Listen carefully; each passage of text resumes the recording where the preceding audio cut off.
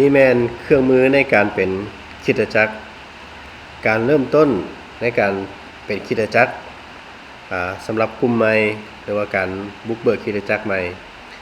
สิ่งที่สำคัญเราต้องรู้ก็คือคริสตจักรแม่นหยังฉะนั้นเราจะรวบรวมจากพระคัมภีร์ซึ่งเป็นเห็นว่าคริสตจักรยุคแรกเป็นแนวใดเนาะและคริสตจักรแม่นหยังเขาจะใช้นิ้วมือเป็นการจื้อหรือว่าเป็นการเรียงลำดับไปเนาะฉะนั้นที่หนึ่งเราเห็นว่าคริสตจักรแม่นไผเนาะคริสตจักรแม่นไผฉะนั้นเราเห็นอยู่ในพระคัมภีร์กิจการบทที่2 37ถึง47 41เราเห็นว่าคริสตจักรก็คือคนที่เชื่อมาร่วมกันนมัสการพระเจ้าอันนี้คือคริสตจักรที่ร่วมกัน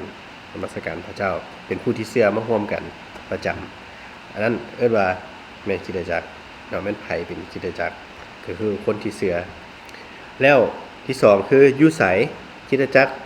พบกันอยู่ไสการพบกันของคริสตจักรหรือว่าคนที่เชื่ออาจจะบ่ได้มีกรอบหรือว่ากำหนดว่าต้องพบกันอยู่ไสแสดงว่าทุกบอนเนาะทุกบอนสามารถ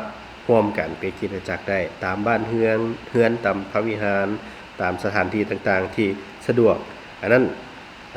สามารถร่วมกันได้เนาะก็เอิ้นเป็นคริสตจักรที่3เมื่อใดบัดนี้เมื่อใดคริสตจักรมาร่วมกันเมื่อใดแสดงว่าบ่ได้กำหนดว่าต้องเมื่อนั้นต้องเวลานี้ทุกเมื่อเฮาสามารถร่วมกันนมัสการพระเจ้าได้ทุกเวลาตามที่เฮาสามารถสะดวกหรือว่ามีความจำเป็นเฮาสามารถร่วมกันได้ทุกเทื่อนมัสการพระเจ้าได้บ่จำกัดนะทุกเวลาหรือว่าทุกที่ทุกบอนได้ที่4เป็นหยังบัดนี้เป็นหยังคริสตจักรจึงร่วมกันถ้าเฮาเบิ่งในพระคำของพระเจ้าใน1โครินธ์บทที่10 31เพราะว่ามาร่วมกันถวายเกียรติพระเจ้าคริสตจักรทุกคนที่เชื่อมาร่วมกันนมัสการพระเจ้าก็เพื่อยกย่อพระเจ้าถวายเกียรติพระเจ้าสรรเสริญพระเจ้าอันนี้คือหลักๆในการร่วมกันเป็นกลุ่มคริสตจักรที่5เฮ็ดหยังบัดนี้เมื่อคริสตจักรมาร่วมกันแล้วพระเจ้าเฮ็ดหยังการร่วมกันประจำก็เพื่อจะเรียนรู้ถ้อยคำของพระเจ้านำกันนมัสการพระเจ้านำกันและศึกษาพระคำของพระเจ้าการศึกษาพระคำก็คือกันกับการคริสตจักรยุคแรกพระเจ้าได้นูนใจกันได้ช่วยเหลือซึ่งกันและกันแสดงความรักแบ่งปันการช่วยเหลือกันอันนี้ตาม10คำสั่งในกิจการบทที่2 37ถึง47เลยอันนี้เป็นการเฮ็ดตามคำสั่งของพระเยซูนะ